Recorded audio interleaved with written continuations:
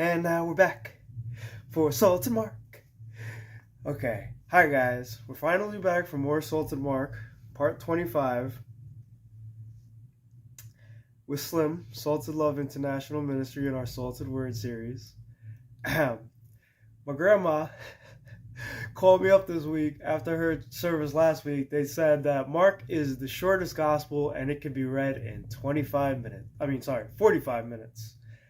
We're over here on part 25 with 2 half videos, so I'm pretty sure it's pretty close to 250 minutes. So I guess that's not too far off. So anywho's, I hope you're all doing well. So glad to be back. We're finally in chapter 13, pretty close to getting to the end here, and what a glorious journey it has been. I'm excited to start the next one. I'm excited to wrap this one up. If anybody has any suggestions for the next one, let me know. Because honestly, I'm thinking about going Old Testament. Or maybe start shooting to some of the epistles. I don't know. We'll see where God leads us. But if anybody has any suggestions, I'm down for suggestions too. But that's not what we're here for. Here for Mark. Let's get it rolling. And chapter 13 we're starting with. And as he was going out of the temple, one of his disciples said to him, "Teacher, behold, what wonderful stones, and what wonderful buildings."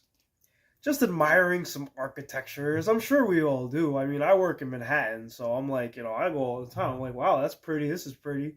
But check this one out. And Jesus said to him, "Do you see these great buildings? Not one stone shall be left upon another, which will not be torn down." Everything is temporary in this physical life. It's all temporary. It's all going to go. No matter what you build, no matter what you think you're going to keep, you can't take it with you into heaven. The only thing you take with you into heaven is your good deeds and your relationship with Jesus Christ. So, just keep that in mind, I guess. I mean, most of you should know that, but this is just, Jesus saying it. So, if anybody asks, yes, Jesus did say, these buildings may be beautiful as they are, but God's not going to leave them here. He's got way better things in store for you, and it's time. And as he was sitting on the Mount of Olives opposite the temple, Peter and James and John and Andrew were questioning him privately. "Tell us, when will these things be? And what will be the sign when all these things are going to be fulfilled?" And Jesus began to say to them, "See to it that no one misleads you. Many will come in my name, saying, 'I am he,' and will mislead many." False prophets. Excuse me. Yeah, I do got a little bit of something going on. It's all part of God's plan, though. Don't worry about it. It's all part of his glory. "And when you hear of wars and rumors of wars, do not be frightened. Those things must take place, but that is not yet the end. For nation will arise against nation, and kingdom against kingdom. There will be earthquakes in various places. There will also be famines.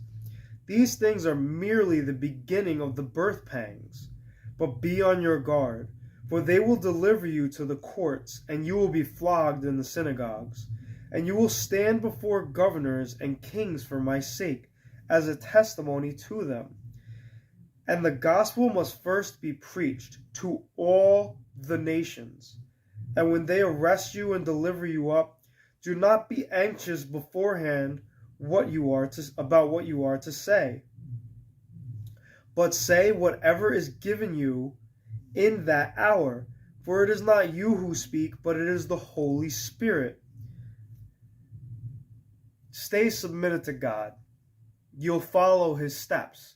When you follow his steps, he's going to take care of you. So many times I walk into situations worrying about how it's going to go down. What am I going to say? And I'm sure it happens to you guys too. The words just start coming out. You don't know where it's coming from. You didn't pre-plan any of it, but God he just takes care of it.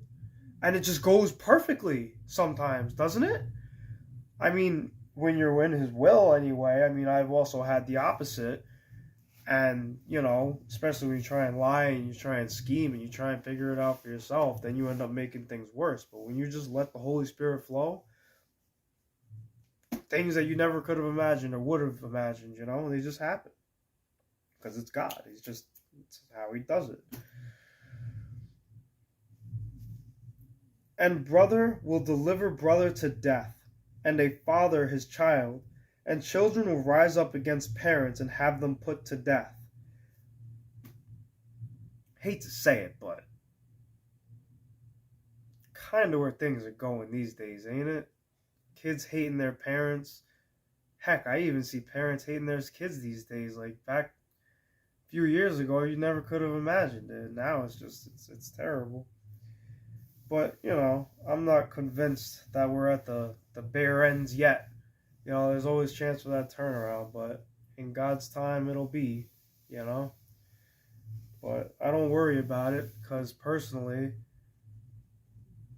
even when the worst does happen, I trust him. Even if I have to endure suffering, I know that the end is going to be, the end is secure, no matter what. So, what comes in the middle is just to be gotten through.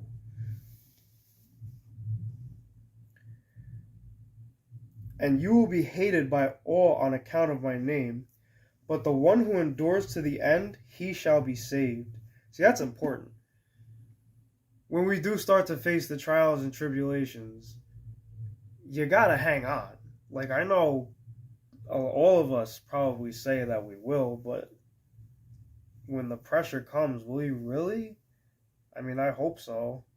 I know personally. I'm take me. I'm good. I'm not gonna betray Jesus, but I just fear that there are so many that will, and just this is your clear-cut warning. He's saying, don't endure till the end, for you will be saved.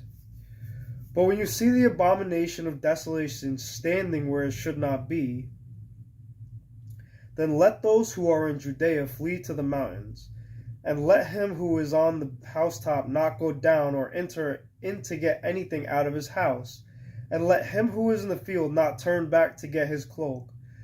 But woe to those who are with child and those who nurse babes in those days.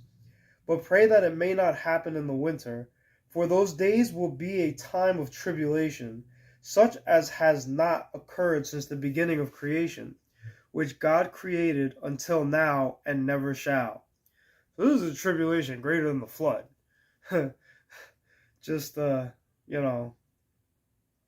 kind of wild. I mean, not really wild. You gotta expect when the end of days is coming. That's it. The flood was a end of days, but this is gonna be the end of days. And unless the Lord had shortened those days, no life would have been saved. But for the sake of the elect whom he chose, he shortened the days. And then if anyone says to you, behold, here is the Christ, or behold, he is there, do not believe him. For false Christs and false prophets will arise, and will show signs and wonders in order, if possible, to lead the elect astray. But take heed, behold, I have told you everything in advance. See, he gave us the prophecy, he gave us the signs, he gave us exactly how it's going to go down. So when the fakes come, we will know that it's the fake. But here's the key.